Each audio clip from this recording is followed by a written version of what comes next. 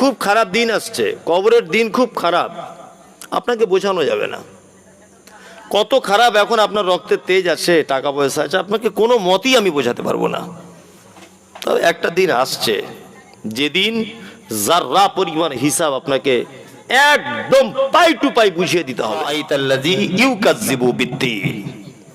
আল্লাহ তাআলা বলছেন নবীকে, নবী আপনি কি তাদেরকে দেখেছেন যারা কিয়ামতের দিবসকে অস্বীকার করে? আচ্ছা, কিয়ামত হবে এটা আপনাদের কারো অবিশ্বাস হয়? হবেই তো। আল্লাহর নবী নয়, আল্লাহ বলছেন ওরা অস্বীকার করে কিয়ামত হবে না বলে। হিসাব একদিন দিতে হবে না এটা ওরা অস্বীকার করে। কারা তারা? ফাযালিকাল্লাযী ইয়াদউল ইয়াতীম, যারা এতিমের সঙ্গে অসৎ ব্যবহার করে। এতিম মানে এটা জেনে নেন, খুব একদম এত গুরুত্বপূর্ণ কথা, আপনি এর আগেও হয়তো শুনেছেন, ভুলে গেছেন, আমি আজকে নতুন করে আপনাকে স্মরণ করিয়ে দিচ্ছি। এতিম মারাত্মক ব্যাপার। কত মারাত্মক! আচ্ছা, আমাদের মুসলিম পার্সোনাল লতে এটা আছে যে আমি ধরে নেন, কথা ভালো করে বুঝবেন, আমি বেঁচে আছি, আমি মারা গেলাম, আমার আব্বা বেঁচে আছে, আমার একটা ছেলে আছে, আমার আব্বা বেঁচে আছে, আমার ছেলে বেঁচে আছে, মাঝখানে আমি মারা গেলাম। আচ্ছা, মুসলিম পার্সোনাল ল অর্থাৎ জমি জায়গা সংক্রান্ত মুসলিমদের যে আইন, এই আইন অনুযায়ী এই পোতা তার দাদুর সম্পত্তি পাবে? পাবে? পাবে বলুন?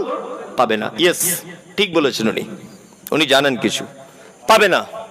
আচ্ছা, তাহলে আল্লাহ তাআলা বলছেন নিজে, কথা ভালো করে বুঝবেন, কোরআন কি কত মারাত্মক।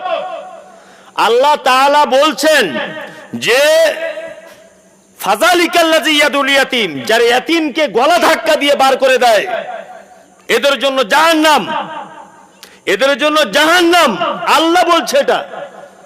আর এখানে আল্লাহ কি সিস্টেম করে দিলেন, আমি যদি মারা যাই তাহলে আমার ছেলে এতিম হচ্ছে কিনা, হ্যাঁ, কিন্তু দাদুর সম্পত্তির ভাগ পাবে না এতিম। কারণ কি? আল্লাহু আকবার। না, বাপ আগে মারা গেছে বলে নয়, আল্লাহ এখানে দাদুকে চরম পরীক্ষায় ফেলেছে। দাদু, তুমি অন্য এতিমের সঙ্গে কি ব্যবহার করবে সেটা জানার প্রয়োজন নেই, ঘরের এতিমের সঙ্গে আগে কি করছে এইটা তোমার পরীক্ষা। কি বুঝতে পারছেন না? অনেক দাদু রয়েছে এরকম, বেটা মারা গেছে বলে পোতার সম্পত্তির ভাগ দেয়নি, অথচ ইনসাফ করার কথা বলা আছে, ইনসাফ করতে হবে। বৌমাটা বাড়িতে থাকতো, বেটা মারা গেছে বলে মিথ্যা বদনাম দিয়ে জমির ভাগ পাবে বলে তাকে বাড়ি থেকে তাড়িয়ে দেওয়া হয়েছে।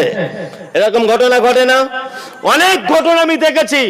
জানাজার খাটের সামনে এতিম পোতা গিয়ে তার দাদুর বিরুদ্ধে বলছে, হুজুর অতক্ষণ পর্যন্ত দাদুর জানাজা পড়ানো ঠিক হবে না যতক্ষণ আমার দাদু আমার অন্তত একটা ঘর করার জায়গা না দেবে। তুমি কেমন দাদু? আল্লাহ তোমাকে ইনসাফ করতে বলেছে, আল্লাহ তোমাকে পরীক্ষা করেছে। এখানে এক একজনের এক এক রকমের পরীক্ষা। সবার যদি একই রকমের পরীক্ষা হবে তাহলে পরীক্ষা বলে কিছু মজা থাকতো? বলুন, থাকতো? এক একজনের এক এক রকমের পরীক্ষা। তবে জেনে রাখুন, যার পরীক্ষা যত কঠিন তার প্রাইজও তত কঠিন, তত বড়। ওই জন্য দেখবেন নবীদেরকে ছোটখাটো জিনিস দিয়ে পরীক্ষা করা হয়নি, পরীক্ষা করা হয়েছে নবীদের প্রাইজও এরকম বড় বড়। বড় জান্নাত পেয়ে যাবে নবীরা।